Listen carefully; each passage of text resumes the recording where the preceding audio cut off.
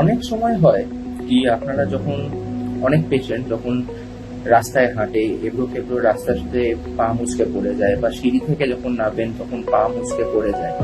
তো এরকম দেখা গেছে কি এরকম একটা আঘাত ইউজুয়ালি হওয়ার পর পেশেন্টের পা ফুলে যায়, ঠিক আছে, পায়ে ভার দিতে পারে না, বা টাচ করলে ওই জায়গাটা টাচ করা হয় পেশেন্টের এক্সট্রিম ব্যথা হয়, যেটা আমরা মেডিকেলি টেন্ডারনেস বলি।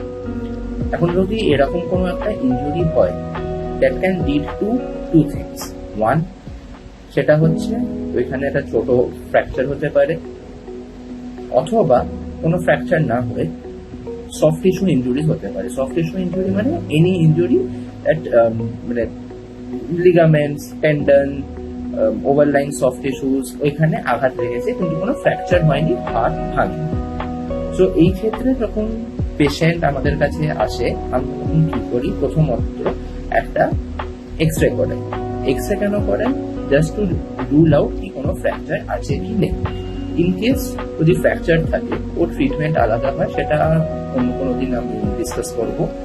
আর ইন কেস যদি ফ্র্যাকচার না থাকে, then we consider it to be a soft tissue injury.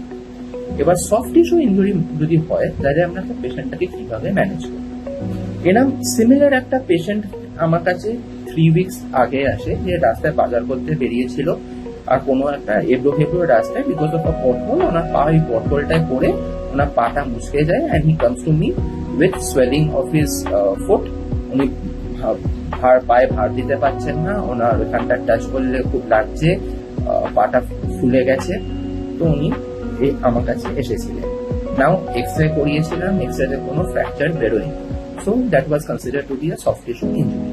এবার এই জিনিসটার ম্যানেজমেন্ট হচ্ছে আমাকে পেশেন্টের ওই লিঙ্কটা, মানে পাটা বলুন বা যদি হাতে হয় হাতে, আমরা ওটাকে কমপ্লিটলি ইমোবিলাইজ করতে হবে ফর 2 to 3 weeks। এবার ইমোবিলাইজ কিভাবে করবে? আমরা কি করি, যখন ওই পাতে, আমি একটা পায়ের এক্সাম্পলই বলছি, কারণ কি পেশেন্টটার পাতেই আঘাত লেগেছিল, অ্যাঙ্কেল জয়েন্টে আঘাত লেগেছিল।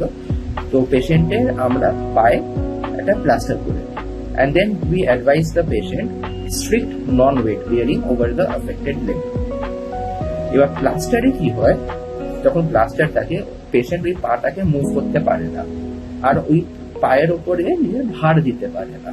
তো তখন কি হয়, আফটার 2 to 3 weeks ওই সফট টিস্যু যেটা ইনজুর হয়েছিল, বডি ওই সফট টিস্যুটাকে নিজে থেকে হিল করে দেয়। ওনার এই পেশেন্টের এক্সরে তেও কোনো ফ্র্যাকচার পাওয়া যায়নি, সফট টিস্যু ইনজুরি ছিল। ওনার তো আমি প্লাস্টার করেছিলাম একটা নিয়ের তলা থেকে একেবারে পুস অব্দি একটা প্লাস্টার করেছিলাম, আর ওনাকে আমি complete bed rest for 3 weeks দিয়েছিলাম, অ্যালং উইথ আদার মেডিকেশনস, যেগুলো ব্যথা কমায়, পেন কিলার্স, গ্যাসের ওষুধ, আর যেগুলো ফোলা কমায় ওই ওষুধগুলো দিয়েছিলাম। আফটার 3 weeks পেশেন্ট আমার কাছে ফলো আপের জন্য আসে। তো প্লাস্টারটা আমি যখন খুলি, তো ওর পিকচারটা আমি এখানে দিয়েছি। এবার পিকচারে আপনি দেখতে পাচ্ছেন যে পেশেন্টের পায়ের ফোলাটা একেবারে কমে গেছে, যেখানে আগে হাত দিলে ব্যথা করছিল সেইখানে আর হাত দিলে ওনার ব্যথা করছে না।